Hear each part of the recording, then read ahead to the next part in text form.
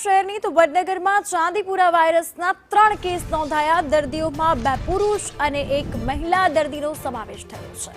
વધુ તપાસ માટે સેમ્પલ લેબોરેટરીમાં મોકલાયા છે। દર્દીઓની GMAERS હોસ્પિટલમાં સારવાર શરૂ કરાઈ છે। સાથે જ મેડિકલ સુપ્રિન્ટેન્ડન્ટ અને બાળરોગ નિષ્ણાતની અપીલ છે।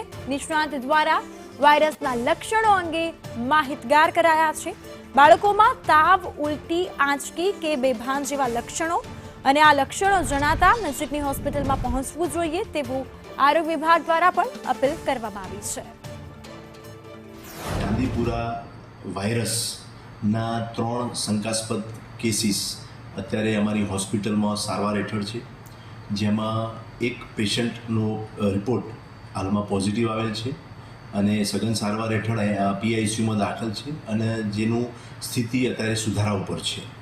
તેમજ જે 2 બીજા શંકાસ્પદ કેસો છે એમનું આજે સેમ્પલ લેવામાં આવ્યું છે અને GBRC ગાંધીનગર ખાતે એ સેમ્પલ રિપોર્ટ માટે મોકલવામાં આવેલ છે। ચાંદીપુરા વાયરસના લીધે થાય છે, જે સેન્ટ ફ્લાય માખી, જીની માખીથી થાય છે।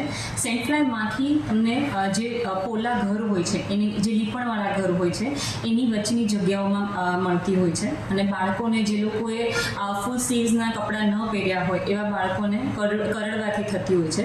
એના તમને લક્ષણોમાં ખૂબ વધારે તાવ આવવો, ઠંડી આવી, બાળકને ખેંચ આવી, ઉલટી, માથું દુખાવો એ બધું થતું હોય છે અને બહુ ટૂંક સમયમાં બાળક ખરાબ થતા હોય છે। એટલે તમને ક્યારેય આ એક બી લક્ષણ દેખાય તો તાત્કાલિક બાળ વિભાગ અને નજીકની હોસ્પિટલમાં જવા વિનંતી।